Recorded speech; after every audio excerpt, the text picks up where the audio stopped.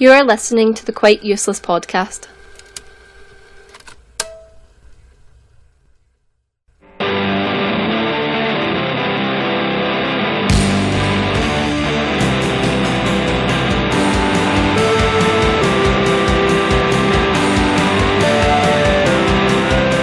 Hello and welcome to the second episode of the Quite Useless podcast. My name's Jordan Shaw and I'm joined again by my co-host, singer-songwriter, sculptor and Stranger Things superfan, Erin Hepzibah McAvoy.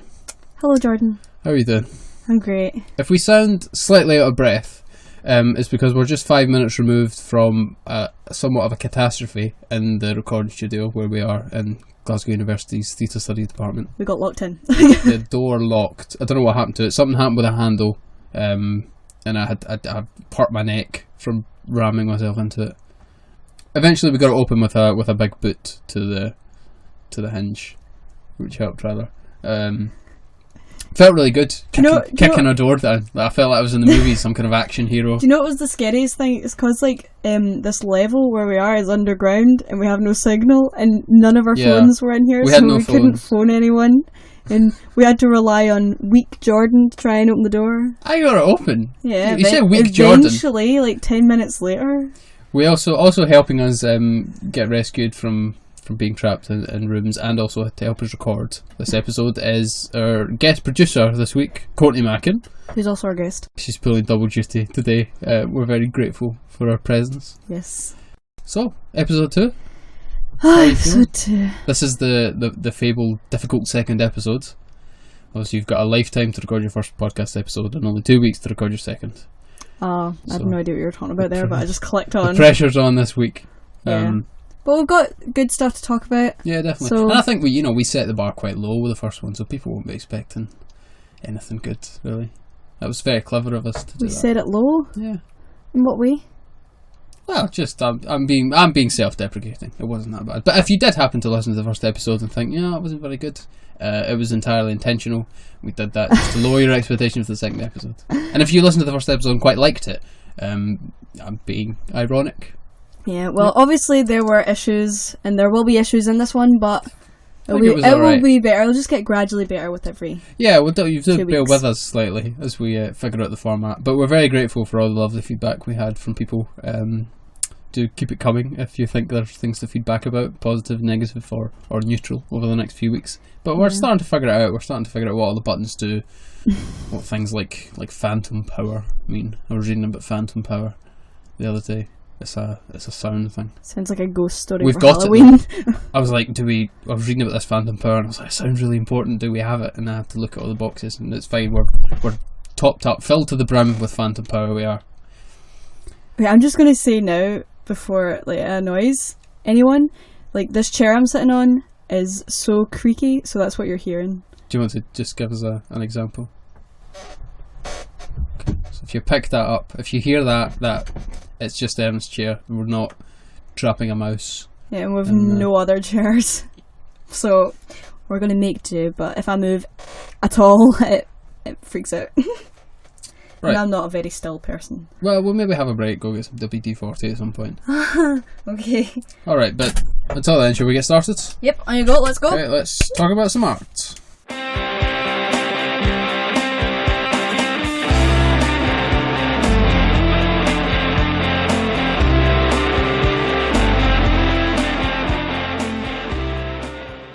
So, what pieces of art have you been wrapping your eyes and ears around this week?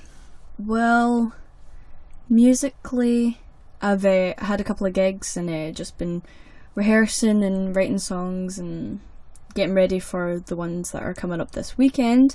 But I've not really listened to any new music other than what we're talking about in today's episode. TV-wise, I've been watching like X Factor and Strictly Come Dancing. I count those as art, but you could count them as reality TV or whatever way. That's competition kind of thing. But yeah, I enjoy it. My dream is to be on Strictly Dancing, even though I can't dance. Still Game. We've both been watching Still Game. Yeah, it's the new series of Still Game. It was quite good. I liked it. I thought it was really funny. I thought they came back with a bang. It was fun.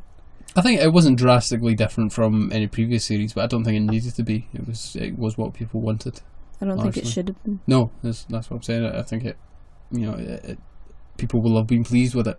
I wasn't that into the sort of serious storyline that they tried to sort of crowbar in there with Winston's brother. I thought that just felt completely out of place and unresolved. And I don't know whether they're going to come back to it in later episodes, but that isn't a thing that they did in previous ones. It was always episodic, so I don't know if they're just going to leave that hanging. I don't really understand why you don't get it. I think they gave you all the information that they would have given you, that they could have given you for it. Well, it was very underdeveloped, and it just sort of came out of nowhere at the end, and then it wasn't really, I don't think it was really resolved. Like, his brother he gave his brother... No, don't ruin it. We'll just... Well, it's not like an important plot point, is what I'm saying. Like, it's not ruining the episode if you know about this. It's like giving you a bit of character, like, background for Wilson. Is that his name? Winston? Damn it. So let me say it again. Yeah. I'm thinking about House. Sorry. It was character, like, background for Winston. Yeah, I know. And that's fine. I just think if you're going to do it substantially.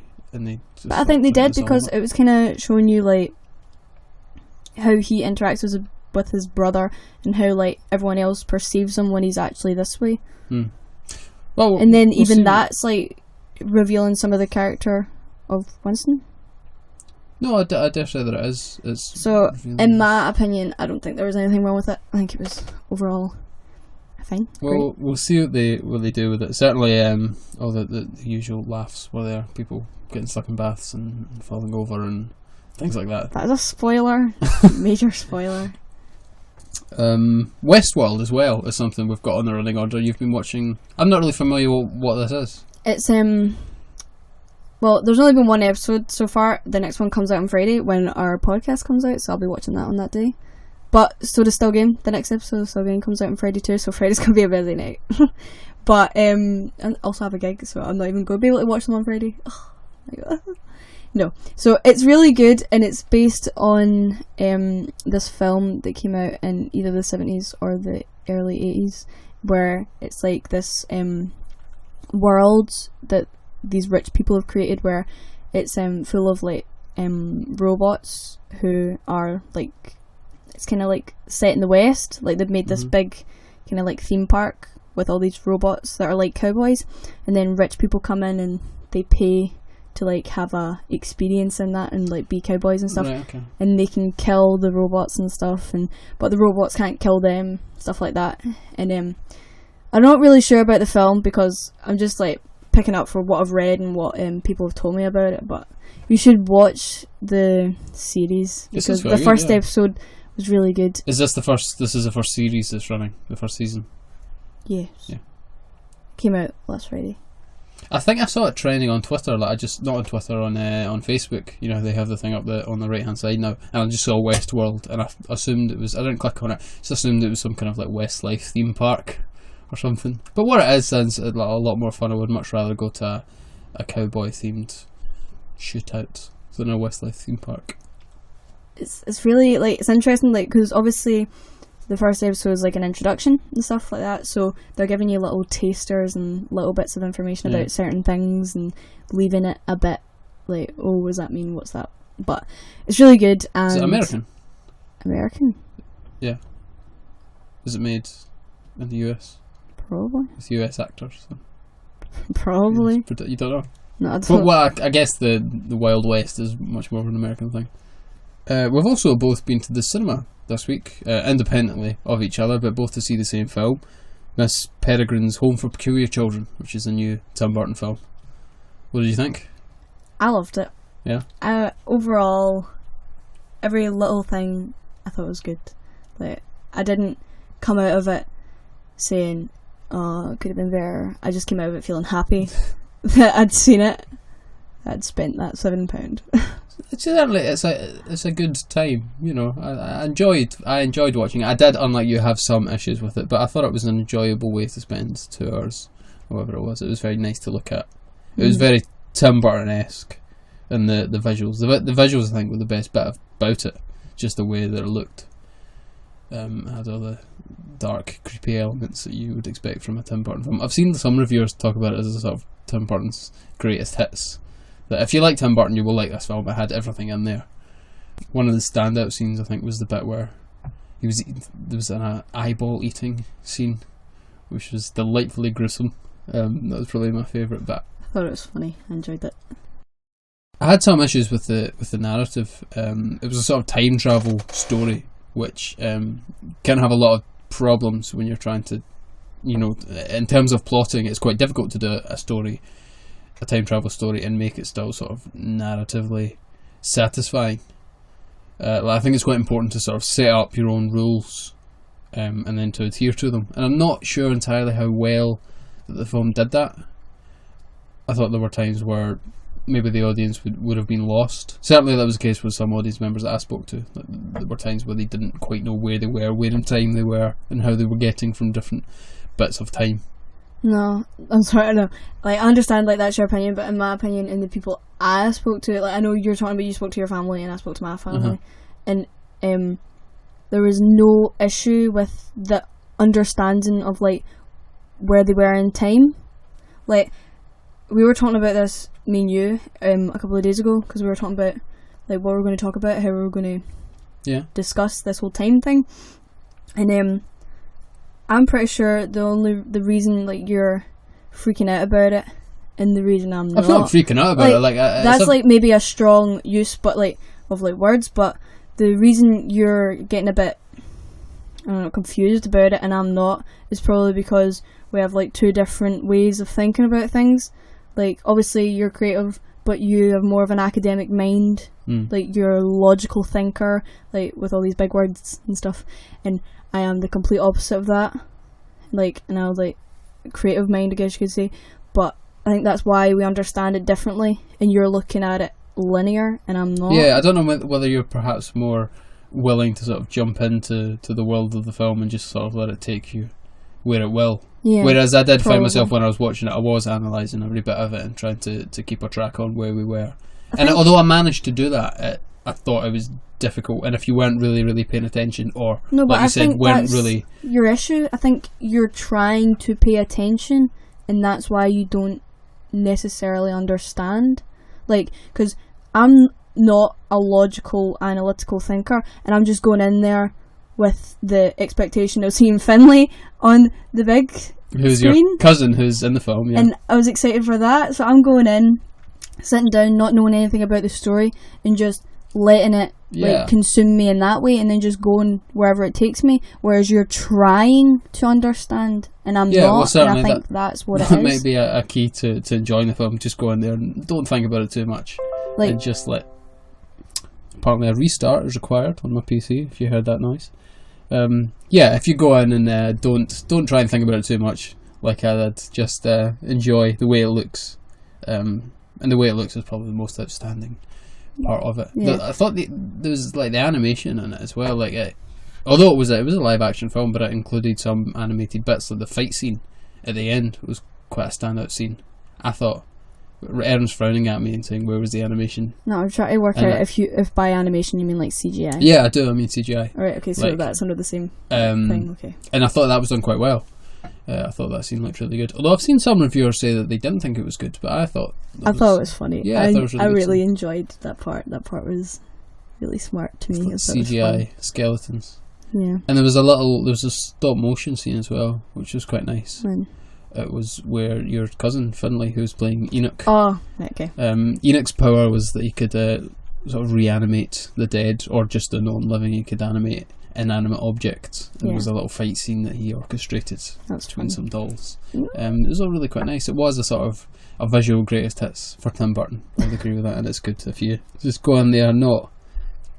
It's a film that's sort of aimed at a young audience, so it's. Yeah, but older don't go in like me and audiences try can and appreciate. tear it apart. Maybe. I know, but even that, I think, when you're watching something, you just naturally kind of analyse it a little bit. So as soon as I seen the skeletons and that whole fight scene thing, it reminded me of what's it called? Jason and the Argonauts. Yeah. Yeah. And the skeleton fight scene in that. So I guess that's kind of me analysing it. And when I was watching it, and Enoch is bringing inanimate objects to life and stuff, and then it talks about the dead peculiar Victor and how he can sometimes bring him life. Did you not immediately make the connection of like Victor Frankenstein? I didn't know. So like that's but I suppose there's definitely a so I made like those different connections. So I guess I'm kind of analysing it, but I'm not going in with the intention of, right, how did I feel about that? How did that look? Blah, blah. Whereas I think that's your issue, and you should just kind of like scrap that whenever you go in to watch something. Don't think about how you're going to react to it. Just watch it and let it consume. Yeah, I mean, I don't know that it's useful to turn that off, or even if I could, if I wanted to. But I think you should be able to go into, whether it's a piece of theatre or a film or even like a concert, and to be able to look at it from a critical point of view, and that a good piece of work should stand up to that. I'm not saying that I didn't look at it from a critical point of view. I did, and I liked it. Like, ooh. The lights just flickered. Stranger things are happening. No, what was I saying? Damn. What was I saying? About going into it with a critical point of view, whether that is the best way to. Obviously, I'm going in with the, like, kind of in the back of my head, am I going to like this, blah blah blah, what's it about, like thinking about all these things. So I'm kind of like analysing it in the back of my head, whereas I think you're analysing it in the front of your head, and that's why you're not necessarily enjoying something that another person who's not got that critical mind. Well, it's not the case that I didn't enjoy it. I did. I just felt that they could have made the plot was not the plot and the script in general. I didn't think were the strongest part of it, but it was. I enjoyed the film, and the sort of visual elements and the way it looked kind of overrided the weaknesses that I found. My one big criticism was it was a bit long. Yeah, I understand why it was that long, but I kind of felt like maybe there were some scenes where I could have like brung it in a bit, like shortened it, even just some things like that. Yeah, I felt that they could have used the time better. Like as you said, it was quite long. And the third act in particularly felt over long, and almost all of the characters in the thing I thought felt underdeveloped. Like there wasn't a lot of room. Like Eva Green, who played Miss Peregrine, she was very good, but she didn't have a lot to do with her role. Judi Dench as well was in it and did marvellously, but she didn't have much room to stretch herself. Even the peculiar children, a lot of them, they kind of felt like chess pieces. They were there for the plot. None of them were given a whole lot of personality, but a couple of them were. But otherwise, they were kind of there as plot devices. So I felt like maybe could have used its time better. But it was good fun. One thing that I thought, just to finish up, that I thought was particularly interesting about the film was just how dark it was. It was a 12A. And it felt like a film that was aimed for younger audiences, really. Not only younger audiences, but inclusive of them. But it was really, really dark and really, really gruesome. I think most directors would have taken things out, would have compromised slightly on that darkness in order to get the PG rating and get perhaps a bigger audience. There were pretty good jump scares in it that actually give you a fright. Well, the eyeball scene was pretty creepy. And the fact that the grandpa, who was like...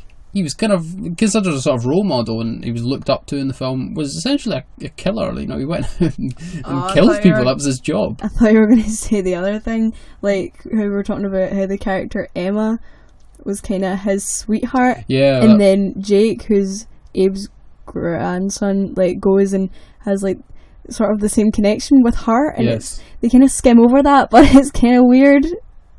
Like, it was kind of, I think it's a bigger thing in the book. Yeah, they have the same taste. Yeah. And Giddle. Well, she's very pretty. But yeah, that's slightly odd. I know, but it's just that it's the same one. She didn't seem to have much of an issue with that, actually, now I look at it. At no point did she seem to find it weird that she had had a sort of romantic dalliance with both the grandfather and the grandson. Maybe it's not that peculiar. Perhaps not, no. So, just to round up on this segment, if you had a peculiarity, or what peculiarity would you like to have? Would I like to have? Well, people have said this, like when we came out of the cinema, I was with my family and we were talking about what we would have, and they were saying, because I'm like an insomniac and I don't sleep, that would be my peculiarity. Thank you. That I would just never have to sleep, so I would have all this time. And I would happily take that as long as I didn't get tired. Yeah, that would be pretty good, actually. Yeah. You would almost like double your life back. Not quite double, but... You could learn to do so much. I know. What about you? What would you want? Well, you make a good case for that one. I quite like to be invisible or something. Or no, I'd like to be able to turn it on and off. There was an invisible boy in the film, but he was permanently invisible. So, like Violet from The Incredibles? Yeah, I'd like to be her. Yeah. Okay. Alright, let's move on to the news segment. Okay. It's the segment everyone has been waiting for. Are you going to go? Do you want me to do the pips? I just hate this chair. Go on. Poo, poo, poo, poo, poo, poo. That seems like a bit much. Yeah, I mean, I wasn't sure. I know that last week I looked it up and I did one less boop than I'm supposed to, and I don't know whether I overcompensated this week. Probably. I listened to it on the radio this morning and I should have paid more attention. But anyway. I think we should come up with something different for ours. Like, you know. So, the first item of news. There's like a drum solo. Sorry, go on. Do you want to announce it? Oh. Turner Prize is here. Yes. Again. The Turner Prize exhibition has opened at Tate London. We're actually going to try and go down and see it. Yeah, we're going to pop down. So we probably won't talk about it in too much detail this week. We'll save that for when we actually see it. Yeah, we'll have a lot more to talk about when we go down. Of course, we've only seen some of the pictures, which you can get yourself if you go on the Turner Prize website. But this year's nominees are Michael Dean, Anthea Hamilton, Helen Martin and Josephine Pride. From the pictures, do you have a favourite? I do. I think. Yeah, there's one that sort of jumps out at me as being like I really, really want to go and see. And that's probably Helen Martin's, which is made up of like found objects and it's sort of mashing together images from different places, different spaces. I don't know quite what to make of it, but it looks just visually very interesting. See, that sounds so interesting to me as well. But I like the idea of all of them. But I think I would have to be in the space and be surrounded by absolutely. what it is to actually get a real sense for what one want to win, I guess. One that should be interesting to experience is the one that is being used on all the advertisements for the Turner Prize. It's a great gilded bottom by that's Anthea Hamilton's. Yes. It's a giant. Sorry, go on. Gold posterior. It's so huge that you can walk between the legs, under the cheeks. You can imagine all of the pictures, tourist photos people will be taking beside that. It'd be so much fun. Apparently you're encouraged to take photos in the exhibition and stuff. Yeah. Because they want people to document it. But that looks interesting. It should be interesting to walk under that and giggle. Did you see last year's Turner Prize? I didn't actually, no. It was in Glasgow, of course. Tramway? I know, I was very busy. I didn't get to see it. I kept an eye on it. I did this course, and it was a week course, and it was basically all about the Turner Prize. Yeah. So we were in the tramway, and we were there for 5 days, and we went down to see the Turner Prize exhibition at least 3 times a day. So I was way too familiar with all of the work there, and I was after a while, like every day you went down with a different thought in your head about why they did it, like. What was their subject matter? Why did they set it up in the room this way? Why did they create it like that? Stuff like that. And so every single day you went down and looked for a different thing. So it was okay in that sense, but I was way too familiar with it. I could see it in my dream. I could walk in and know exactly where everything should be. That's quite interesting to be able to see it, to have seen it that often, and have your opinion of it develop. Did you find that what you thought of it changed the 10th time you seen it as compared to the first time? Yes. Because you had a favourite, and then you went down, and on the 3rd day you had a different favourite, and it was completely different. What was the favourite you finished on? Of course, the winners of last year's Turner Prize was Assemble. Yes, that was so good, especially when you went in and you could see everything they'd made. This was a large. It was amazing. Group I wanted to buy half the stuff in there. It was amazing. You could just walk in and be like, someone made that with their hands. Yeah. Especially because it was they used rubble or something. Did they not use the rubble? I don't know, I didn't see it. Yeah, that kind of rings a bell though from reading about it. Yeah. To rebuild the houses and stuff. But it was amazing because they'd set it up to look like a house as well. So Another one that looks quite interesting this week is Michael Dean's piece. I was listening to a thing about that on the radio. About the pennies? Yes, the pennies. How many is it exactly? It's, is it 23,000? 20,000 something. It's about £20,000 worth of pennies. Minus 1 penny every time he installs the exhibit. He takes away 1 penny, and it's to that £20,000 figure is the poverty line. Oh. If you're under that, you're in poverty according to the government's definition. So when you go into the space and see those pennies, that is the exact amount that qualifies you. That must be so heavy. In poverty.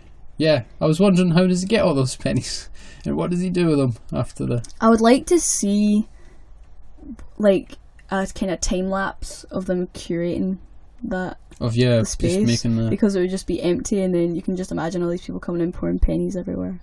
That'd be interesting. Also quite interesting about that piece is you can't do it in this installation in the Tate, but when he's had it elsewhere, you've been allowed to walk on the pennies.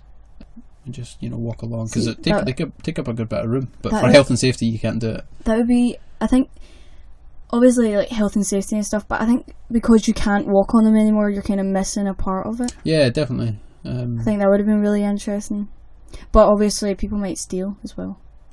You have to think about that. They might. There's probably better things to steal. I mean, it's not very practical. Still, people like in the I'm forgetting the artist names from last year. I feel really bad, but the one. Well, I don't know if you'll know it, but it was like a room, and there was books all the way around. Yes. I think one book was stolen. Oh, really? Yeah. So I did hear a story of my friends had gone into the exhibition of the coats on chairs. Yes. And started trying them on. That's bad. And people got very cross. I thought that was quite cool. I thought, like, if I was the artist had done that exhibition, I'd quite like people to interact with it in that way. But apparently the security were less impressed. Well, it depends on if you want people to interact with it or not. Plus, I was pretty sure she'd sewn them to the chair. No? I don't know. I didn't see it. How do you sew something to wood? No, it was like it had fabric bits on the chair. Right. Okay. But maybe she sewed them to the chair after that happened. Probably. And also, we haven't mentioned, probably because it's the one that I know least about, is Josephine Pride, which incorporates a model train. Yeah. Set. I think it's bigger than a model train set, isn't it? It probably is. I can't really get a feel for how big it is. Yeah, because we've just seen it in the photos. But yeah, it looks like a good exhibition. It's certainly getting good reviews. They said that it really feels like an exhibition. You're walking through it and there's a lot of ideas and things. Last year's felt like an exhibition as well. Well, it was an exhibition. Yeah. I know, but they're saying like this one feels like an exhibition, a real one. All that. I think last year was good. See, I feel so bad. I can't remember their names. And we can't even get it up on the internet. It's so terrible. But you can look them up. But the one where it was like she'd incorporated opera singers. Yeah. That was my favourite. I wanted that one to win because like we were there every day, so it was like they came on like 12 and then again at 2 to like do a performance, and then the one that was on the Friday I think was all of them, because sometimes they just did certain songs and that was only a couple of them. There were six opera singers, 3 girls and 3 guys I think. And it was amazing on the Friday because they had all of them there and they performed all of the songs. It was just amazing. It was so good. I would pay to listen to it again. I wish I could go back in time and see those. I wish I'd fitted in the time because the exhibition's on for months. This one, I think it should be wrapping up in January. I think they award the prize in December. I think it's December the 5th. Yeah, December the 5th is when they are going to announce. So if you fancy popping down, or if you already live in London and want to pop over, it sounds pretty good. I'm looking forward to go and see it. Yes. Also on news, we have a second item of news this week, equally important. Live action Disney. Well, yeah, it's kind of a mix of news items, but there's been obviously Disney at the moment are getting very into remaking their old animated films as live action versions. I don't know why. Like, I understand like there is a difference between animation and like live action, but I prefer the animation. Well, I mean, just to give an example, I don't, prefer live action to animation in general, but yeah, I don't prefer it. I don't have an opinion. There is something that reminds me of childhood about watching an animation, especially these films are older. Yeah, you watched them when you were a child. I know, but especially all the Disney ones, because see, yesterday I was in watching my sister, and I watched both the Bambis. There are two. There are two. The second one is that a direct-to-video sequel? I don't know, but the second one is just as good as the first one. It's like the second Tarzan. I really like the second Tarzan as well. Well, I think they remade. That was my chair that time. They remade. Jon Favreau was the director of the new Jungle Book. But that was amazing. See, it was amazing. I thought it was better than the first one. I'm having a weird reaction to it because obviously I'm like, I don't know if it will be the same, but it's just as good, but in a different way. Yeah, definitely. I thought it was better. That one in particular. I liked. Who was it? Who was she? Scarlett. What's her name? Scarlett Johansson. Yeah, that's what I was going to say. Yeah. But it was just floating around. She wasn't in it that much, but she But still, good. I thought it was really good. I thought Idris Elba it was as well. Good to cast her as Kaa. Yeah. But the Jon Favreau, who directed that Jungle Book, is now directing. He's been signed on to do a live-action Lion King. See, that's the one I'm worried about. It does make one ask exactly what does live action mean, because The Lion King is a film that has no humans in it. Yeah. So, in what sense is it really live action? It's got to be all CGI. I know, but unless they're going to get real lions. Yeah, I know, but even that, it's going to be so weird. But I'm looking forward to it. That was my childhood favourite. I watched Lion King over and over and over again. Exactly. Everyone loves The Lion King. Wonderful. I don't know how they're going to do it. That was one that, I mean, everyone does love it, but they were making it at the same time as Pocahontas. Oh yeah, you were talking about this yesterday. Yeah, because Pocahontas was on the telly. But Disney thought that Pocahontas was going to be the big hit, and therefore assigned all the sort of B-class animators to The Lion King. And you can get them see watching The Lion King. The animation isn't quite as good as Pocahontas, but it is just a better film. The music's incredible. Have you this? Because there's all this talk about The Lion King being made into live action. There's stuff coming out about Kimba, the white lion. Yeah. Have you seen that? I haven't seen it, but I've not seen it, but have you seen the stuff about it? That they allegedly ripped off Kimba. And when they show you things from Kimba, it's the same. It's egregious similarities. Yeah. Yeah. I have read about that, and I can't bring myself to generate it. No, I believe it, but I can't generate any antipathy towards them for creating The Lion King, which is one of my favourite films, so I'm happy to turn a blind eye to. I could watch it again and again and again and again. I have indeed. In the one day. Another favourite Disney film, Mulan. I actually love Mulan. Yeah. It's also being remade into a live action version. They're currently on a worldwide search for someone to play Mulan. I think that'll be good live action. Well, we'll see. Because you can imagine all the fighting and stuff. Because it is human. Yeah, well, it's all humans. Yeah, I think it could definitely work. I've got a good. They're currently looking for a Mulan, a Chinese actress to play Mulan. But I know someone who would be a wonderful Mushu. Me? No, my great uncle. He's in his 60s, which you think that might make him unsuitable for the role. But he once turned up at Christmas a couple of years ago with a tattoo of Mushu on his face, just taking up his right cheek. And we didn't know him up until that point to be a particular fan of Mulan. He'd never really mentioned it. But he's already got it on his face, so it would sort of save the work. They wouldn't need to draw it. It's always there. Do you think they'd make Mushu a person and not a tiny dragon? I think they'd make him a tiny dragon. Yeah. Yeah, they should definitely keep him a little tiny dragon. Whether it'll be voiced by Eddie Murphy, I don't know. I think they should definitely keep it Eddie Murphy. Do you think they'll keep it a sort of comedy? I think they should. I don't know if they will, but I think they should, because Mushu and Donkey are some of my favourite characters in animation ever. Comedy sidekicks, yeah. I could be a comedy sidekick.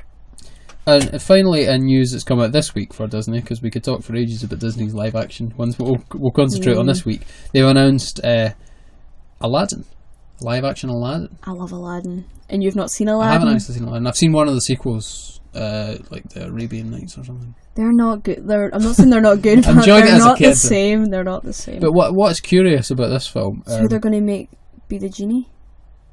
No, that's not what I was going to say. But yes, that's something to think about. I don't know. Yeah, who are they going to make be the Genie? How do you follow Robin Williams? I don't know. You can't.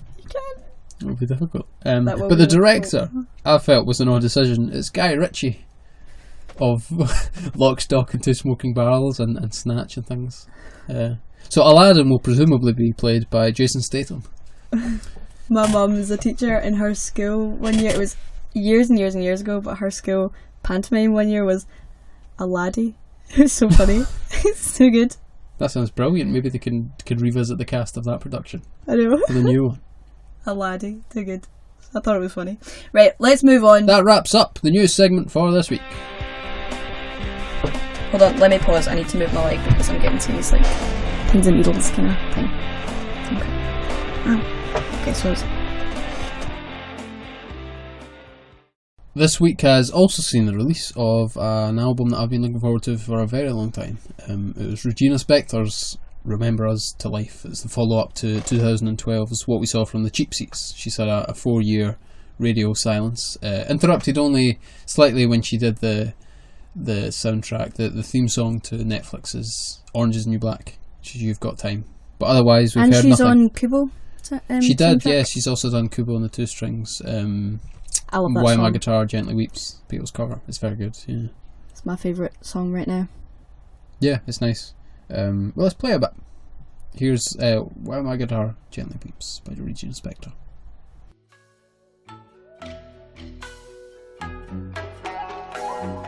I look at you all, see the love there that's sleeping, while my guitar gently weeps. I look at the floor and I see. My favourite bit is where it like the guitar comes in with the little like twiddly bit after the first like line. Yeah, it's so good. But she's also released her own album full of original music, which is equally as great. So yeah, it's pretty good. Yeah, so we're going to go through and talk about that. Okay. What did you think in general then? You thought it was pretty good? I thought, in my opinion, there were high points and there were weak points, but overall loved it. I thought it was a really great album, and I'm trying to think about it compared to some of her other albums. Yeah, if you're familiar with Regina Spektor's work, there was a sort of period when she started her career where she was sort of very raw. She had a sort of, in her first album was called 1111. It was a sort of weird surrealist jazz album, and then she moved on to Songs, which is sort of kooky anti-folk as it was pegged at the time, just sort of weird idiosyncratic melodies and vocal tics and things, and then she sort of consolidated that on Soviet Kitsch, which was, it kind of brought together all those elements. Is probably her best album in my opinion. And then in 2006 she released Begin to Hope, and there was a real change in her sound where she moved into a more sort of polished. That's the produced one that Samson is on. Yes. And stuff. And like it's the one that people will, if you've heard a Regina Spektor song, it's probably off of that post 2006 period. She became a lot more, not quite radio friendly, because she still retained all those sort of idiosyncratic vocal elements and the structure of her songs, but it was just a bit more polished. She began to bring in more instruments, and you can kind of see that on that album. I think on this album, I'm sorry. See it as popular as like Samson is, and the other one begins with an F. Fidelity. Yes, I always want to say fiddly. Don't know why, and that's wrong. I know it's wrong, but as popular as those two are, like if I over listen to them, they annoy me. Yeah, well, that's the same with anything that you over listen to. They're pretty good songs. I know, but I can over listen to some of her other stuff and feel fine about it. Like my favourite one that I have completely over listened to but still love is All the Robots. Yeah, that's off of 2012's What We Saw from the Cheap Seats. Yes. That's pretty good. That not hugely radio friendly, that one. But that's my favourite. She does kind of, although she's moved into this more produced period, she does sort of retain those elements from her early career, and I think that's one example where she's polished it up a little. And you can kind of see the best and worst of that decision to move from the rawness of her early career on this album. But Bleeding Heart, that is the first song on the album, and it was the first single from the album. I think it's a pretty good introduction to the record. I like it. I like it as a first song as well. Yeah. I think it's a really fun start. Very lively, very dynamic. Yeah. And it's got a sort of electronic sound, which you've never heard her do before. Like, that was what confused me, because did this one not come out as a single before the album? Yeah, that was the first single. So, like, I heard it, and just because on Spotify it's all shuffle, so I didn't know it was a new one, so I immediately thought it was one of her older ones. Yeah, I don't know why. When I heard it, I thought, because I heard it before, it was the first thing of the album that came out, I thought, oh, this is interesting, maybe she's moving into a more electronic sound. It just felt younger to me, like all of her other, like, she's talking about stuff that's mature, and her lyrics are mature, and all of that, but it felt younger than all of her other stuff, which has got a bit of a serious kind of element. Well, it doesn't. So she can be very serious and she can be very not serious. Like, she has one song, Reading Time with Pickle, which is about reading while eating pickles. And that is what it's about. That's it. So she can be very, very serious and then very, very not serious. I know, but I'm not meaning like what it's about. I'm meaning like sound.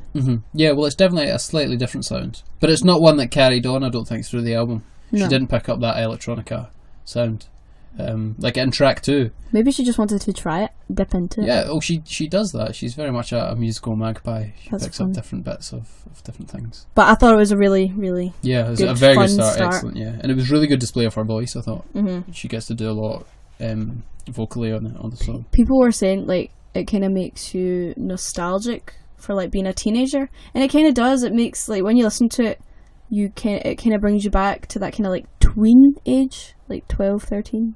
Does it not bring you back to that? It's not something that I was aware of when I listened to it. Why do you think that it does that, or how do you think that it does that? I think it's just the weird upbeat kind of, I don't know how to explain it, I don't know how to use my words, but that's how it makes me feel. It makes me feel 12 in a sense. Yeah. It certainly doesn't make me feel sad. It makes me feel quite happy. And I think I felt quite happy when I was 12. So. Plus, it's kind of about that teen awkwardness thing. Like, Never mind your bleeding heart. It's talking about like not being able to like fit in a crowd and stuff like that. So it's kind of about that teen awkwardness, and the, like, what it sounds like makes me think of being 12. Even though that's not the kind of music I listened to when I was 12. That was just what everyone else did. And track 2 then is a bit of a different sound, but equally good, I think.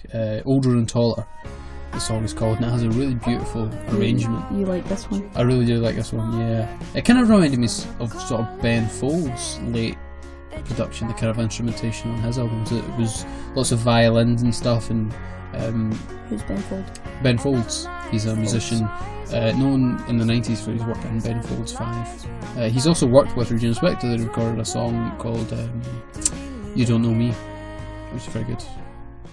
I'll send it to you. You can also look it up, get it on YouTube. It's a very good song. Okay. But it kind of reminded me of some of his work, because I don't know, but one of the concerns that I've had about Regina Spektor's late work, and also on this album, is when she can bring in all these instruments, and it can kind of just become a sort of musical mash, and it just kind of loses its impact. But this one, all the instruments are really clear. The instruments work really nicely together. It's beautifully produced. There's a lovely little melody on it. I think it's an excellent song. I think it's like so I liked it, and it does sound quite Regina Spektor-y, but I didn't like enjoy it to the point where I think you enjoyed it. Like, I've wrote down here in my wee notes that it's like easy listening. Yeah, I was agree with that. Like, but it doesn't really like click anything inside me when I listen to it. No, I know what you mean. I think it's a very well made song, if not, I think it's extraordinary. Good. I think it's good, and I think she's smart with her lyrics, but I think she's smart with her lyrics in every song. Yeah, her lyrics are excellent, always excellent. They continue to be excellent in this album. I think you can say the same about Grand Hotel, which is track 3. Actually, I like that one. I like it as well, but it's not something. It's not. Whoa, this is weird. It's very, very much sort of traditional Regina, I think. It's certainly what she's it does. Been doing it sounds like her. But recently. I was reading some of the other reviews on her album, and for some reason, I read about 4 or 5, and they always skipped this song. Yeah. And the only person that did talk about it said that she wasn't really talking about anything. She was just creating all this imagery for no reason. And I was like, well... I don't know if that's necessarily fair. I understand why people have skipped it slightly. It's not... No, but I don't think... If you had to skip a song, I would not skip this one. No, because it's got a really nice sound. Just a very rich, sort of full piano sound. It has a sort of soft, it feels lilting like... melody. But what is really interesting, if you listen to it, the lyrics are really quite dark. Yeah. And they contrast with the quite sort of nice sounding... creating all this weird imagery and it's stuff. got a tunnel that leads you down to hell. And I really, really like the... Like, obviously, all of our songs have, like, this storytelling element. But I think this one has a really, obvious storytelling kind of thing. And I just imagine she's kind of, like, telling us a folk tale, in a sense. And I think that's why I like it. Like, I like all that, like... She's a sort of raconteur, yeah. Like all that fairy tale kind of thing. But I like that. So I don't know why people are skipping it. No, it's good, definitely. Don't skip it. And track 4 was the second single from the album, Small Bills, the S in bills with a dollar sign. I really like this one. It's good. It's kind of MIA-esque. It's got a sort of... She's almost rapping on it. Yeah, it doesn't feel like something she'd do. She's not really singing. It doesn't feel like something she'd do, and I think that's why I like it. I don't know, it kind of does feel like something she'd do, in as much as she kind of does lots of different things. You know, there's a song on Soviet Kitsch, Poor Little Rich Boy, where she's kind of doing a sort of speaking, singing, while banging a drumstick on a chair for the beat. And this one also is kind of speaking, rap-esque, and it's very percussive. And well, I've not heard the you haven't heard that one? You must listen to that one. You must listen to the whole of Soviet Kitsch. I think it's her best album. I need to go back and look at her earlier albums. But that's quite an interesting one. It was like, those were the two, Bleeding Heart and Small Bells were the first 2 singles. And listening to them, you think, oh, she's really going in a new direction with this. I think that's fun though. I think she did that for a reason. Picked those 2. Yeah. But it's not the case that the album is all like those 2. Those are very much, they stick out. I think, like, overall, the album's really weird. It kind of starts off in this... Obviously, there are songs in it that are, like, slower. But it starts off in, like, a kind of upbeat kind of sense. And then it goes to a kind of slower pace. Yeah, certainly towards the end. Obviously, we'll get to that. But I think it's kind of like... I think it peters out slightly. Yeah, it kind of reminds me of, like...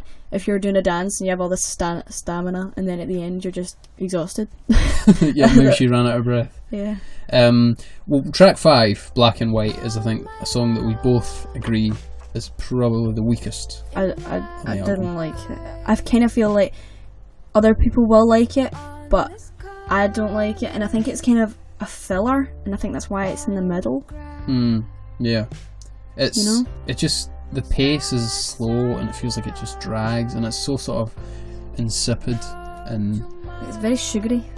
It's just it feels sort of lifeless. Like it's like Older and Taller. It has all these instruments, but unlike Older and Taller, they don't feel clear. They just feel like a mash of the. What I did say about it is because it's kind of like ballady, and when I was listening to it, my first initial reaction was, it immediately reminded me of the song Hopelessly Devoted to You from Greece, just because it's that kind of like, I don't know how else to describe it. That noise you just made sums it up quite well. Yeah. But that is immediately... It's not a terrible song, it's just... No, I'm not saying it's a terrible song. Nothing to write home But about. I just... wasn't my favourite. But I think we can compare it to track 6 of The Light, which is also a piano-led song, which I think is possibly the best song on the album. The first thing I said about this song was, it feels very Regina. Yeah, she does have, on her album, she does tend to have one sort of piano ballad that's really emotive. It was How on her last album, which was one of the big singles. And on this one, I think it's The Light. And it's kind of the opposite of Black and White. It's very, very simple. Everything's very clear. There's the voice and the piano, some sort of, they work beautifully together, and then there's sort of other elements that she brings in subtly just to reinforce, but they don't overpower what she's saying. And I don't know, I just feel, not that many songs do this to me, but when I listen to it, I just feel sort of emotion welling up in me. It really does something to you. That song. So I was listening to all the songs, and then while I'm listening, I write about it. Like as soon as it's finished, I write immediately what it made me feel. And I've got here that it feels like a song that would lead to an epiphany. Or something like that. Well, it's called The Light. Yeah, it would just kind of, because it's so sweet, and you when you're listening to it, you just feel so detached. So it feels like you could just be sitting somewhere, and then you just have like an epiphany, or like. I'd love to hear it live. Wouldn't that be good? Let's play a bit of it. Let's play a bit of it on its own. It must be so powerful when it's live. Okay, here it is on its own. We won't talk and interrupt it. This is The Light, track 6 off of Remember Us to Life. The light comes shining in my eyes. The light comes shining in my eyes. The light comes shining in my eyes. The light comes shining in my eyes. So many stories I want to tell you. I wish that I could show you the many things I've seen. I think that's one of the best songs in the album. But your favourite song in the album is the next one, track 7, The Trapper and the Furrier. I love it. Yeah.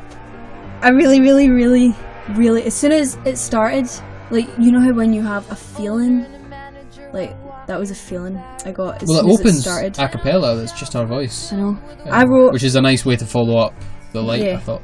I wrote, like, when I was thinking about it, at the start, obviously it's a cappella, and she's kind of like slurring and falling into like her words just ever so slightly, so she kind of sounds a bit drunk, but then she gets like clearer when like the like piano and stuff comes in. It is a very interesting sound. It reminded me, you know, with the lyrics as well, are very political. It reminded me of the work of Brecht and Kurt Weill, with the sound like in Threepenny Opera. It's very sort of almost sinister. You know, you've got these marching piano chords and these screeching violins, and the drums are out of sync with everything. It feels quite manic and quite sinister and it makes you feel slightly. I love it. Slightly uncomfortable. Really like it. I was listening to it, and I was just like, I was listening to it on my phone, so obviously that's not powerful enough, but the song is really powerful. So imagine you just had these big speakers, or imagine it live, or imagine it in earphones, and you're just sitting there. I can imagine it would feel. Yeah. The way it's put together is excellent. All those instruments work marvellously together. I enjoyed it. It's such a contrast to The Light. It is. It's really quite sinister and political and anti-capitalist and things like that. Says something. She doesn't do a lot of political work. I'm trying to think of what she's done before. I don't know. There's Laughing With, which is about God. I like that one a lot. Yeah, it sort of imagines God at a cocktail party to ask. I think it's like why do bad things happen? It was just so smart. The big question. Like, see, the first time you listen to it, you're just like, oh my God, it's so smart. And see, it's very good. Yeah. All of our songs, like when you first hear them, you're just like, that's so smart. What? But she doesn't often go into such explicitly political work as she does on The Trapper and the Furrier. Yeah. But it was an interesting. She seems to be playing around and having quite a bit of fun on this album, I think. Going into lots of different areas. Play around with everything. Yeah. Track 8 then, Tornado Land. I really like the name of this one, and that makes me want to like it more than I do. I like it. It's not like amazing. I like it enough, but I wish it was as good as its name. Sounds like something she would have made on Far, which was her album that came out in 2009. That's a good album. It is a good album. It's got, you know, quite pacey piano, and the vocals are, you know, quite dynamic. She gets to do a lot with them. It's a good song. I think the best thing about this song is the fact that it's kind of like an experimental poem, like that kind of thing. Right. It's like that kind of like the human mind and how it like processes and stuff like that. I like the premise. I like what it's about. I like the name of it. I just wish all of that matched how good the song was. This is, I think, after The Trapper and the Furrier, is when the album starts to dip slightly as it's coming towards the end. Yeah, I feel like that's when, if you're talking about the stamina thing, that's kind of where it kind of starts to disappear. And that might be perhaps something to do with track 9, Obsolete, which is the longest song on the album. It's about 6.5 minutes, and it's quite slow. She's got this very, very piano. She's got these sort of weird high, breathy vocals on it, and the piano sort of flows around for 6 minutes, building to this big conclusion. But the lyrics are really quite fragmented, and there's not like, you're not getting full sentences. You're getting. I think she did really well in like portraying and showing how the feeling of being obsolete is. Like, I think she showed that. You can hear it in the music. You can just feel that that's what it's about. I just wish that I liked it more than I do. It's sort of, yeah, with those vocals, it's kind of pained, maybe. You just get the sense that that's how she feels. It's good, but I think maybe you're expecting slightly more of a song that's 6.5 minutes, or something you're investing quite a lot of time in. You think maybe the longest song might be some kind of centerpiece on the album, but I don't think it is that. I think it doesn't feel too long, but I think maybe she was just trying to make a point, really, with the length, about being obsolete, like that whole. What do you think it means to be obsolete as a person? Pointless, I guess. Like, that's how a person feels. Like, no longer needed. Yeah. So if you feel obsolete, and a song is obsolete, if you're thinking about it in that sense, then I think 6 minutes is a kind of interesting length. Like, she chose it for a reason. She didn't just make it that length. Oh, certainly, I'm sure she knows what she's doing.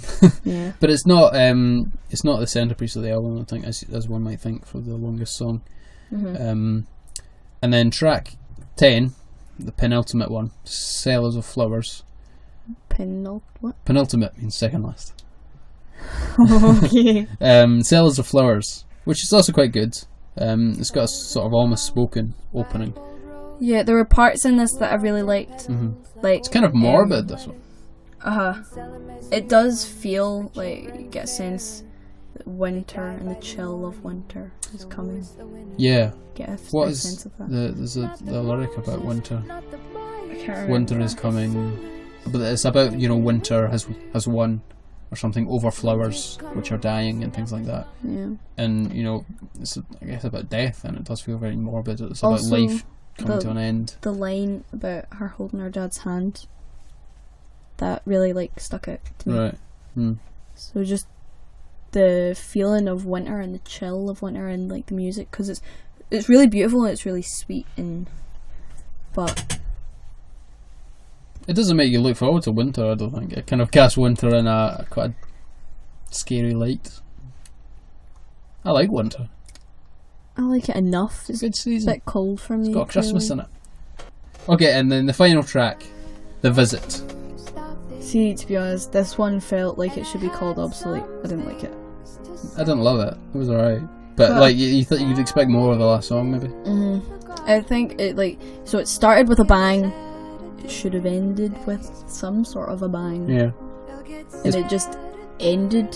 Another piano one. Piano's kind of her main instrument, as well as voice. I thought it was beautiful, but it's got a nice little violins. It's quite subtle. Violins are in almost all of the songs, and I think that was really important for this album. Like, there are violins everywhere. Yeah, it's nice. I tried to look up who sort of produced it and things, but I couldn't. Couldn't find it anywhere. But yeah, very violin-y, which is something she hasn't necessarily done quite to this extent on previous albums. I think that's why I noticed it, because they were in almost or every song. Yeah, but it's got a nice little chorus, but it's not quite the ending that maybe one might have hoped. But overall, I think it's a pretty good album. Overall, it is a good album. The weak points are still pretty high. She knows more than almost anyone in the world how to put together an excellent song. She can write lyrics. I would love to meet her. I would love to meet her. Yeah, she always seems really nice. I've seen her live. So I want to see her live as well. But I was looking for questions for our interviews and stuff, and one of the questions was, who would you like to do a duet with, dead or alive? And obviously there are so many people you could do a duet with who are dead, but I was just thinking, right, let's choose someone who's alive, and I would have to say it would either be Regina or Sia. That'd be cool. I would, or what would you sing with Regina Spektor? Oh, I don't know. Probably one of her songs, I'd think. It's only polite. Yeah, it's nice. So, what if you had to give this album a score out of 10, let's say? What would you give it? I think I'd give it an 8. But if we were just judging songs, like, in order of out of all these songs, which one would be at the top? For me, it's Trapper on the Furrier. Yes, number 7. I think I might say the best song is The Light, but the Trapper on the Furrier maybe comes in a close second. Also, Older and Taller and Bleeding Heart, actually. Now that I'm looking at the tracks, there's quite a lot there. I think if I were to rate it out of 10, I might give it a 7. It's a strong 7 though, 7.5 maybe. It's got its weak tracks, it's got its weaknesses, kind of peters out towards the end, but some marvellous songs in there. The lyrics, as usual for Regina Spektor, are excellent. She's just so smart. She's one of my favourite artists. Whenever people ask me what are your favourite artists, she always features in like the top sort of 10, 5 even. 5. Like, when everyone asks me who's your favourite, like, where'd you get your inspiration? Regina and Sia. And probably other people too, but those are the two that are always on top of my head. And if you tell me, like, I can put on music, it's most likely going to be Regina. So we highly recommend Regina Spektor. This album, Remember Us to Life.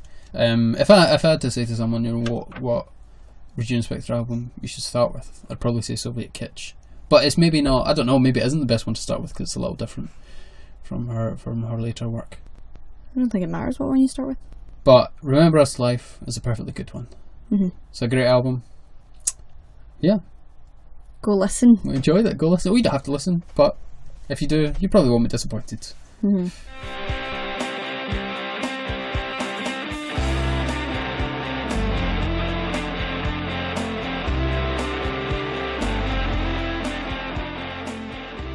So we now come to our penultimate segment. It's the one where we're... Did you say this earlier, this word? That is why I said it again. I mean second last. I'm just trying to reinforce it so that it becomes a word that you can use in your vocabulary. It's a weapon in your arsenal. My arsenal? I think the first time I heard the word penultimate was, you know, the Lemony Snicket series of books. You're getting off topic here. The last one was called The Penultimate Peril.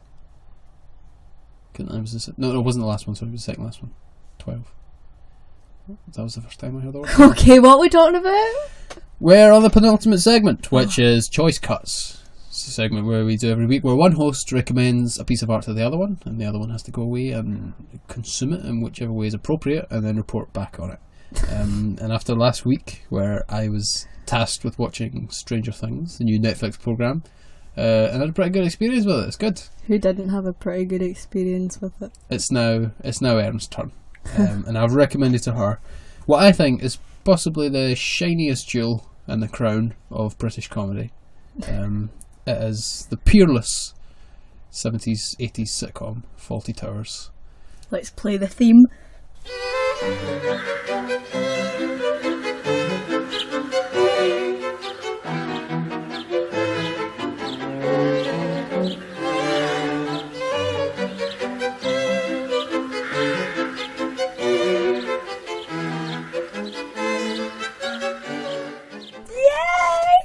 I actually really like the theme. Have you seen Trailer Park Boys? No. It reminds me of, like, just ever so slightly. This theme of, what is the name of that? I think it's like a Channel 4 programme where people go and stay in hotels, and then it's like a Come Dine With Me for hotels. Oh, I know what you're talking about. I know what you're talking about. They very much ripped off the Fawlty Towers soundtrack. I don't know why you would want to rip off the soundtrack of what is an awful hotel. It would be a terrible place to stay. I know, but it'd be so much fun going there. So, I can't believe you'd never seen Fawlty Towers. I suppose it's not really your generation, but it's not my generation either. Okay, what did you mean? No. What did you think of it? Well, it'd always been kind of like around me because my mum loves it and my stepdad loves it. So they would talk about it all the time, but I would just go over my head. But I'm so glad I watched it. I'm so glad I know what it is. And see, now that I know what it is, like, all the wee references that people say on the TV about Fawlty Towers, I get. It is something that does seem to transcend age. You know, I started watching it when I was maybe about 10, and I fell in love with it. My little sister started watching it. You know, she's 11 now. She maybe started watching it when she was 8 or 9, and she thinks it's hilarious. I think it's hilarious. I don't think there's anything that's ever made me laugh more than Fawlty Towers have. And I remember watching it when I was a little kid, when I was like 4, and thinking it was hilarious. Try to think of something that's made me laugh more than this. But it's not a competition, but I think it does make you laugh quite a lot. Yeah, I think I think it's really good. So can you give a bit of a summary of what the show is for anyone that isn't familiar with it? Well, basically, it's this hotel called Fawlty Towers, which should give you a clue into how badly or great it's run. Yeah, that's not an accident. I don't think that name. And it's run by Basil and Sybil Fawlty. Mm-hmm. And they have these people who help Polly. I don't know if she has a second name. Polly, well, if she does, it doesn't matter. Polly is and the maid. Manuel is the waiter. Yes. And the second series has Terry, the chef. Oh, yeah. Well, and it's each episode. There are only 12 episodes, and they've been given quite a lot of credit for knowing sort of when to stop. You know, they could have gone on to make, as they do in America, 12 seasons or something of 24 episodes, but they said, well, you know, 2 seasons of excellent work. We're going to stop there. So it seems like not a lot, but it just means they're just very, very consistent. I think it's enough, but they could have done a lot more, and it would have been funny, and it could have got better because Basil as a character is completely insane. Yeah. So whatever situation you put him in, it would have been funny. I think, yeah, there's definitely scope for more, but I'm glad that they did stop. I'm glad that it didn't have to dip in quality. Basil, is a wonderful character. I always find it's sort of odd with Basil because he's such an awful person, but I do feel myself on his side of feeling sorry for him. I know, it's so funny. Like, he does such random, sometimes terrible things, and then when he gets in trouble, you feel bad for him, when really he should be getting in trouble. I think you sort of feel bad for him because he's not the most powerful character, which is quite interesting. We'll probably come to it, but in terms of like British comedy, how the protagonist tends to be someone quite low status, whereas compared to American comedy, they're kind of quite cool and stuff. But Basil was so deathly afraid of Sybil. I think that's do kind funny. of feel sorry for him. Most of the plots are driven by the fact that he's trying to hide things from Sybil, that he's so scared of what she's going to do, that he's going to have to feel the wrath of Sybil. There's one line, I can't remember what episode it is in, but it kind of tells that quite clearly. She says that, you know, if I find out what you've done, Basil, you know what I'll do. To which Basil replies, you'll have to sew them back on first, which kind of sums up their marriage. And their relationship is really quite key to the show. Well, I've only seen 9 out of the 12 episodes, and obviously I'm missing out on those 3, and I will go and watch them. I just didn't have the time. But even those 9, like, they're just so brilliant, and they get into who the characters are so quickly. Yeah, definitely. And you don't feel like you don't know any of them. Obviously, when you first start, you don't really know the relationship between all the characters, but it's given to you so quickly. So I think you can jump in at any point in the series, really. It's not something you need to watch from the start, because it's all episodic, you know, they're all self-contained half-hour episodes. And the one that you went and watched the whole series, but the one that I told you to watch specifically was episode 6 of series 1, The Germans. Yes. Which I think is the greatest half-hour of comedy that has ever been written. I can't think of anything that is better than that. It's just so amazingly written and plotted, and it's so funny. It is, it's so funny, but also at the same time it's just so random what happens to lead to when the Germans finally come into it. But the way it builds is just brilliant. I've watched like interviews with John Cleese and stuff, and he said that, you know, what he wanted to do when he was making Fawlty Towers was to make people laugh, and he thought that farce was the way to do that, because it sort of builds, you know, you kind of build the audience and laughter all the way along, rather than going, you know, joke. It's sort of, it comes to sort of more than the sum of its parts. You sort of snowball the laughter until it becomes uproarious when the Germans arrive. But there are so many points in that scene, in that show, that episode, where you can go, well, that was a hilarious bit. Oh, but it's also got this bit. It's kind of amazing how they managed to pack all that into half an hour. I thought overall, the 9 episodes I've watched, they're all so funny for like different reasons, and all the characters are great. But the only thing that I can, well, not the only thing, like obviously there will be other criticisms in there, but the biggest thing for me, and I don't know if this is just because I have a short temper or not, was because I just get so frustrated to the point where someone would laugh, I would just be so annoyed that I couldn't laugh. So That was my only thing. You did just sort of want to jump in there and help out. I think that may be something to do with why it is so funny, though. Like, in farce, I guess the audience are always placed in a position of knowing more than the characters. Mm-hmm. The audience know what's going on and think, oh, I could probably solve this because I've been able to see the whole picture. But you have to watch Basil struggle like an ant under a magnifying glass, and there that's quite funny. I do wonder whether, you know, we talked about how it kind of transcends age. I wonder whether it transcends nation as well. You know, it's something, it's quite British. I just wonder whether it would work as well in America. I think it would. Like, I know you're saying it's like British, and I understand that, but I don't think they have any like slang in there to make it confusing.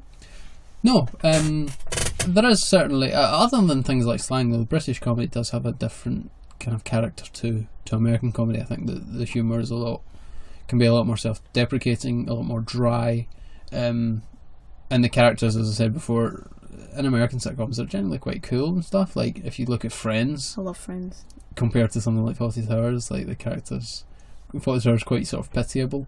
But I think because it's, you know, a farce that transcends age, I think anyone could watch it and find it funny. But the kind of main obsession that kind of runs throughout the show, through Basil, is this preoccupation with class. Yeah. Basil's sort of obsessed with class and is obsessed with you know, social mobility and keep staying in his class, his middle class status, or perhaps improving on that. You know, the first episode is when this Lord Melbury comes into the hotel, and Basil's obsessed with pleasing him. That's what I was surprised with, especially like, see the first episode.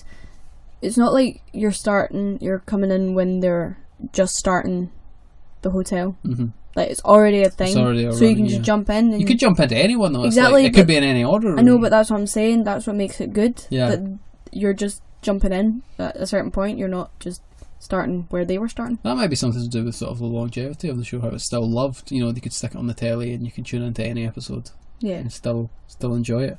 Mm-hmm. I just wonder whether that class thing has stopped it being such a success in America, which has a less, not that it doesn't have a class system, but it's not, the class isn't so embedded into American society. I don't think, there's all joke about the Oxford Don who meets one of his old students who's working on a PhD, and he says, what are you doing your PhD on? He says, but the class system in America and how it persists. And the Oxford Don says, oh, I didn't know America had a class system. And the student says, well, that's how it persists. So America, it does have a sort of a less overt, you just confused me, obsession with class. No, because you're saying like America doesn't have class, but I've just read Gatsby and just done it for my advanced higher. Yeah, so I'm just thinking like, no, I'm saying it does have a class system. But you just said it was. But no, it does have a class system, I think. But in Britain, the awareness of class has kind of always been with us. The awareness of being, you know, lower class or middle class or even upper class. But in America, you know, you hear about the American dream and things like that. There's still this illusion of meritocracy, where there's the belief that anyone can, by working hard, improve their social class. That society, the position in society, is sort of based on merit, whereas that has been less the case in Britain. So I don't know whether that has something to do with how it's been sort of less successful in America. They've tried to sort of move it over. There have been like adaptations of it that have been done in America with an American cast, but it's never quite taken off in the way it has here. But just to go back to what you were saying about the sort of how you felt frustrated when you were watching it, I think that's something that anyone can experience when watching it. Yeah, I think like everyone probably feels it a little bit. Yeah. And they probably feel a bit stupid for feeling it, but you just can't get rid of, like, obviously it's funny and you can appreciate it's funny and you're still laughing at these funny bits, but there's just this like underlying frustration. It's like a real frustration. You're so angry. And I don't think that's that uncommon. Like, I haven't heard it so much with Fawlty Towers, but when people talk about things like The Office, or Curb Your Enthusiasm, things like that, which is comedy based on sort of cringiness, a lot of people just can't stomach watching that. because it makes them feel so uncomfortable. I guess that's kind of similar to what you're describing. I guess. But, so, see the first episode of Series 2, Communication Problems. Communication Problems. Mrs. Richards, the death. As funny as that one is, and I think it's really funny, that is the one where it made me really angry. Yeah. Like, really, really frustrated. Like, the other ones frustrated me a little bit, and this one is where I had to, like, pause it at certain bits just to, like, calm down, because I was just like, it's so annoying. It's like the guest. I need a break. Yeah. When I pay for a view, I expect something more interesting than that. That is Torquay, madam. But it's not good enough. Well, may I ask what you were expecting to see out of a Torquay hotel bedroom window? Sydney Opera House, perhaps? The hanging gardens of Babylon? Herds of wildebeest sweeping majestically? Don't be silly. I expect to be able to see the sea. You can see the sea. It's over there between the land and the sky. I need a telescope to see that. Well, may I suggest that you consider moving to a hotel closer to the sea?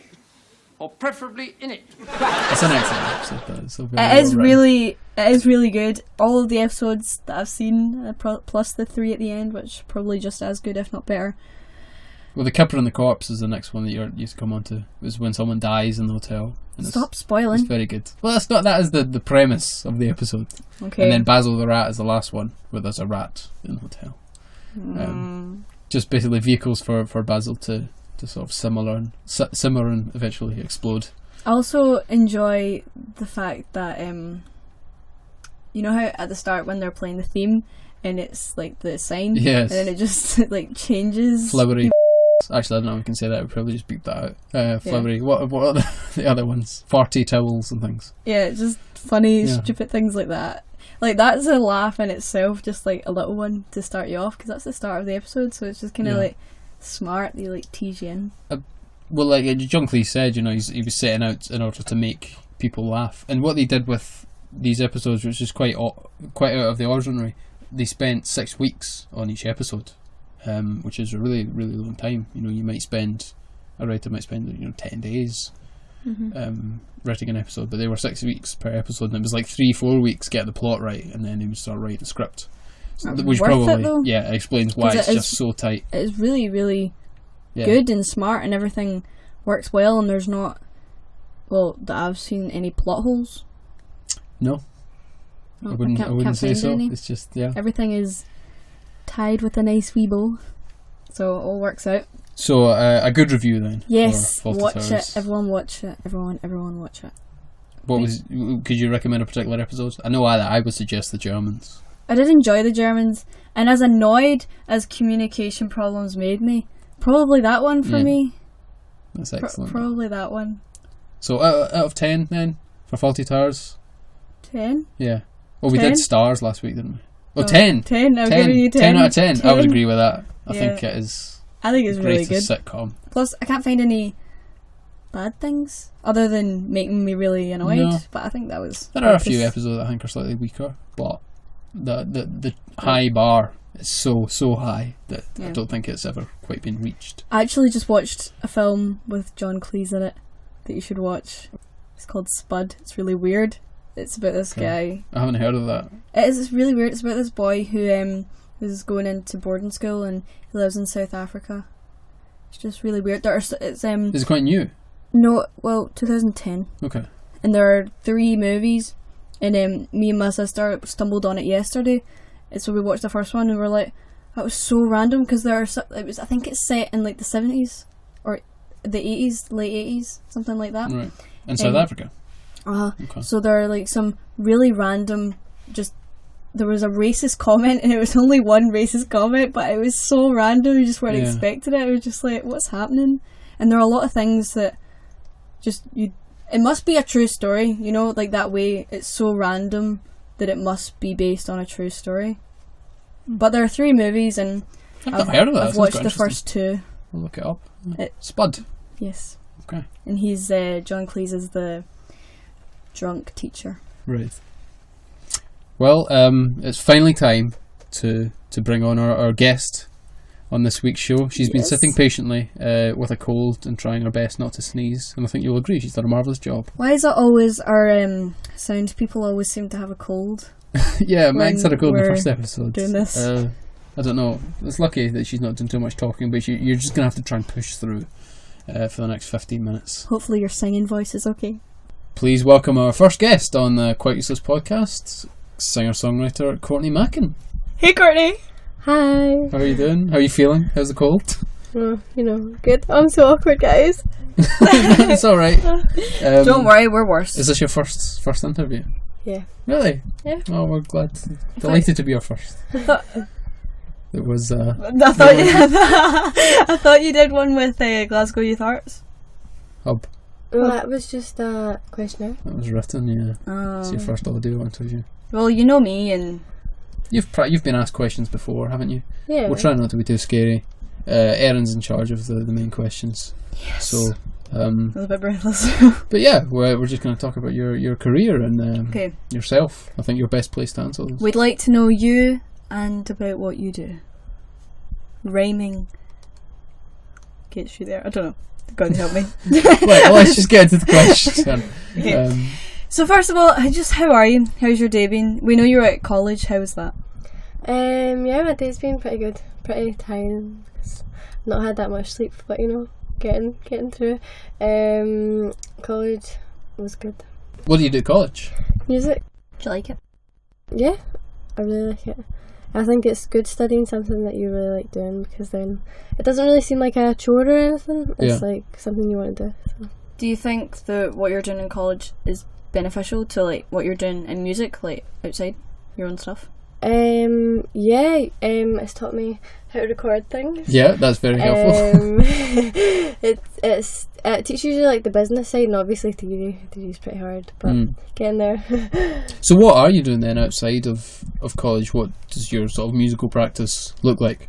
I always try and write a wee song, get a wee song in there, and I always try and get gigs. I feel like that's really important, because then you can hear feedback on your own music and things like that. Yeah, definitely. And also just practicing. I feel like that's also important. It's sort of up there with gigs, practicing and gigging. So you were talking about like writing. Do you have any like specific things that influence you, like artists, genres, like subject matter of any kind, stuff like that? It's probably mostly subject matter that inspires me. Just if I've had a hard day or something like that, I just always find it's just best to write a song about it. Do you have any like recurring themes in your songs? I had this thing about time. Like, I think that time's really important, because obviously like we're just human, we don't have a lot of it. So I always try and make the most. I was reading your interview with the Glasgow Youth Arts Hub, and you mentioned that how sort of time comes up a lot in your work, and it reminded me of the song. Have you heard "Time" by Pink Floyd? No. Oh, I was going to send you it, but we could play a bit of it now, actually. Yeah, play it. This is okay. This is "Time" by Pink Floyd from the album Dark Side of the Moon.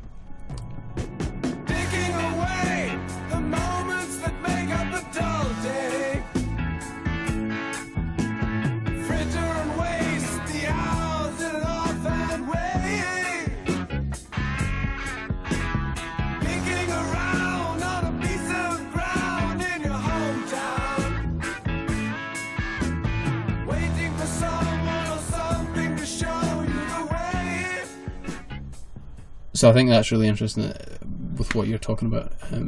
Like, it's all about time and time passing, and I think it gives a really thoughtful, philosophical approach to that.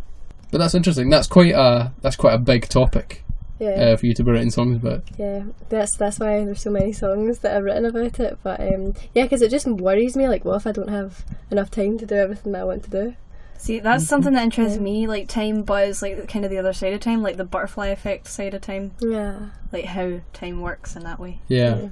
I often find myself wondering, like, if you think about what is the most important thing that's happened in your life. I think that was a question I was listening on the radio the other day, and someone was asked that. And I thought, how do you pick one thing? Because obviously even tiny things affect everything in your life. They change it completely. Yeah. What about you, Courtney? What's the biggest thing that's happened in your life? Probably discovering love for music. But, what about you, Erin? Biggest thing that's happened in my life? Probably being born. Yeah. You can't argue with that. It's a big thing. Picking up a guitar, I guess. So, do you get nervous, like, when you perform? I've been at a couple of your gigs, and you seem quite nervous, but you always hold it in, and you always perform really well, so how do you handle, like, your nerves and stuff like that? I always try and turn nerves into excitement, because it's sort of like fight or flight, so you sort of have to fight the nerves with the fact that you're going to enjoy it when you're performing. Do you have a process for converting nerves into excitement? Because I'd like to use it if you do. This is going to sound really bad, but it's just like telling yourself that everything's going to be good and everyone's going to love it, even if you know, like, that something's like a gamble, like a song's a gamble, people might not like it. You're just better just telling yourself, no, everyone's going to love it, it's going to be fine. My other question is kind of like that is, so some people, like, I kind of have one, but some people, before they perform, like, they have, like, a process they go through, like a thing they'll do to get ready to perform. Do you have anything like that at all? I always try and, like, silently vocal warm up, like, just, like, try and relax, like, all the muscles that you use when you're singing. And just even, like, in college they teach us vocal warm-ups that aren't really that loud, because, like, I don't want to do, like, a loud one and, like, make everyone look at me or anything. So I just do a little quiet one so that I know that everything will be fine when I'm up there. Do you have a specific song that you use for sound checks? Whatever my favourite one in the set is, I would just use that for sound check. What is your favourite then? All the songs that you've written, do you have one that you can pick out as your favourite? It's always most recent ones. One I really like, which I will be playing today, is Runaway. That's also sort of about the concept of time. And The Boy Who Waited, just because, I don't know, I just really like that one just now. Would you define yourself in any way? Would you, like, put yourself into a certain genre of music, or, like, say that you were like another kind of artist or anything like that? I'd probably say that the genre that most suits the kind of music I do is acoustic pop stuff. That's mostly the I don't know, I just use, like, the common pop song structure for writing songs, but the artists I'd say I'm most like probably just female singer-songwriters, like Nina Nesbitt, Gabrielle Aplin, people like that. I just really love them. But yeah. Who do you sort of listen to the most? Is it those songwriters, or who are you really into? Actually, it's totally not songwriters that I listen to the most. I probably listen to Catfish and the Bottlemen the most. Okay, yeah, I've never listened to their work, but I know who they are. Yeah. But I really like them. Going to see them in November. But yeah, they're like my favourite band at the moment. Do you have a favourite song at the moment that you just listen to over and over and over? I always like Hourglass. I can't really seem to get fed up of it. Is it by them? Yeah. Just because it's just about missing someone. I feel like it's like so, like, the lyrics are just so, I don't know, genuine. But that's my favourite. So you were saying that you use, like, the basic pop structure for, like, writing songs. Have you got any other, like, processes or things you'll do when writing? Usually I'll be out and about, and then I'll think of something. I'll be like, oh, I should write a song about that, and then I'll just put it in my notes on my phone. And then if I'm just strumming away on guitar, I'll be like, oh wait, this sounds quite good for a song, so I'll bring up whatever subject matter it was, try and think of a few lyrics for it. Do you tend to start with music and then go to the lyrics, or does it vary? It varies, but I'll mostly start with just playing guitar, because if you do that, then it's easier to hum a melody over it, which sort of suits the chords. What I was going to say was, do you find your best songs come from really working and putting a lot of effort into writing a song, or your best songs come from an immediate idea that just kind of, like, pours out of you? Definitely one that pours out of you. I just feel like that's sort of the most genuine kind of songs. Sorry. Just as long as you're okay to sing. Where is it that you want to go with, like, your music? Is there anything, like, you specifically want to do? Is there any kind of thing that you want to I think it'd be really cool to tour. Like, I'd like to be a performing artist and go on tour and places and just hear what people in different places think of my music. But also, I'd really like to write songs for other people. Just because I think that'd be fun. Write a song for me. I'll be your first buyer of a song. You got anything else to add, Jordan? I was just going to say, where, if people want to listen to music, where can they get it? I've got a few little college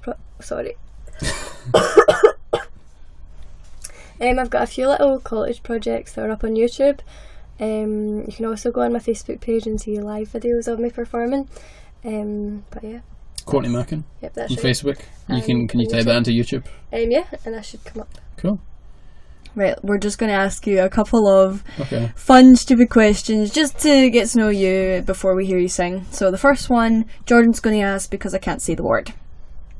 Oh yes, it's the one we asked there earlier. If you were in Miss Peregrine's home for peculiar children, what would your peculiarity be?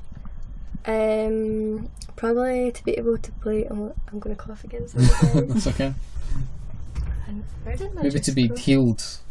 To heal yourself. That's a good one. Purely by touch. To be a healer. To be never not well. That'd be pretty useful. That would be to fun. Healed by touch. I'm like a real hypochondriac as well. So it'd be really good. Sorry, I've been coughing and sneezing. No, it's okay. I can deal with colds. But it'd be great to have you to be able to heal me, even if just the anxiety. Yeah, imagine like people who are like healers could also just like heal like mental things as well. Yeah. Like that's what Jesus did. That's why he was so popular. Jesus, remember, he could heal everyone. All the lepers turned up at his door. Yeah. Can he heal us? But could he heal like mental things too? Probably. Maybe he was a peculiar. Jesus. I wouldn't be surprised. Maybe. Yeah. The Lord. That's good. We're getting into theology now. I hope you quite used to this podcast. So, what would your peculiarity be? The not getting ill one's probably a good one, but I'd like to be able to play. Oh, I'm going to cough again. Sorry. I'd like to be able to play like every instrument, like just off the back of my hand, just pick one up. That'd be so good. Yeah. Like that would you would impress so many people. Yeah. Our last question is, and we've googled this, and there are some weird colour names in the crayon box, but what colour do you think you would be and why? If you were a crayon. Yeah, sorry. Definitely mint green, because it's probably the colour that I wear the most, and it's a nice ice cream colour. Yeah, and it's just like a nice bright colour. Yeah. Pastel-y. It's a friendly Summer. green, isn't it? Yeah. You don't want like a yucky, lurid green. Yeah. No. Like a nice mint. Not a fan of that. What about you, Jordan? What colour would you be? Well, I don't know. But I was looking up in advance of this question the colours on Crayola on Wikipedia, and there's some bizarre ones. Alien armpit was one. My favourite when I was a kid was always Periwinkle. That was the crayon I was drawn most to. Maybe I don't know that I'd be Periwinkle. What colour is that? Purple? It's a sort of pale lilac. I think that'd probably be me. Like, I think it depends. Like, when you ask people like what colour would they be, it depends like what day. Like, because if you would have asked me a different day, I probably would have felt like a colour, like a blue colour or a green. But I feel pretty purple today. Periwinkle. Okay. Go for that. So I think we've learnt a lot about Courtney. The mint green Courtney. Do you want to get set up and ready to perform? Yeah. Okay, and while you're doing that, we just wrap things up. That's it for the second episode of the Quite Useless podcast. I've had a good time. I've had a good time too. Yeah. There's so much speaking going on. I'm forgetting how to do it. But yeah, I think we're kind of getting a feel for it. I think it's going to keep improving as we get used to the format and stuff. Yeah, it's going to get better. Next week we've not 100% decided what we're talking about, but we've got some good things lined up for next. Yeah, it depends what's happening. But our next guest will be Wendy Wolfson, who's a storyteller and counsellor and is facilitating this new project that's happening in Glasgow on the 26th and 27th of October called Out of Harm, and it's about enabling young people to tell their stories about self-harm and things like that, and it's a sort of multi-art form project, so we're going to be speaking to Wendy about that, so look forward to that next week. But If you've got any feedback about this show or want to tell us anything, if there's something that you've seen that you would like to tell us about, and maybe we'll talk about it in the podcast. You can reach us on the website quiteuseless.co.uk, Facebook at the Quite Useless Podcast, Twitter Quite Useless Pod, or Instagram. You ever talk to me? Yep, Erin runs on Instagram. But sometimes Jordan will chime in and he'll rewrite posts that I write. She could just correcting grammar and things, making things capitals, just tidying things up, just housekeeping, Basically, he's my maid. Anything else to say? No, just you can also email us at hello@quiteuseless.co.uk. But thank you for listening to us ramble on about some fun stuff. And we're going to leave you this week with a live performance from Courtney Mackin. This is an original song I wrote and it's called The Boy Who Waited. So here it goes.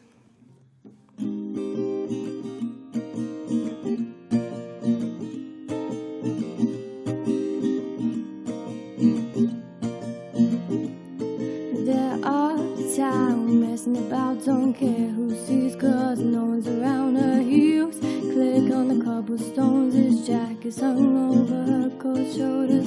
Do do do do do do do do do do do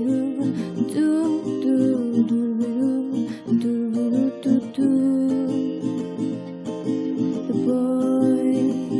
boy who waited thought the girl would wait too. The boy he waited, but the girl away she flew. They're running flies 3 months in. She decides to message him to her surprise. His reply went along the lines of goodbye. Do do do do do do do do do do do do do. The boy who waited thought the girl would wait too. The boy he waited, but the girl away she flew. She said he had to break her heart, said it was for the best. Instead he broke his own and watched her fall for someone else. Ooh, yes he did. Oh, the boy who waited thought the girl would wait too. The boy he waited, but the girl away she flew. Do do do do do do do do do do do do do do. Da da da da da dee dee dee do do do do do da da da da da da da da dee dee dee dee dee do do do.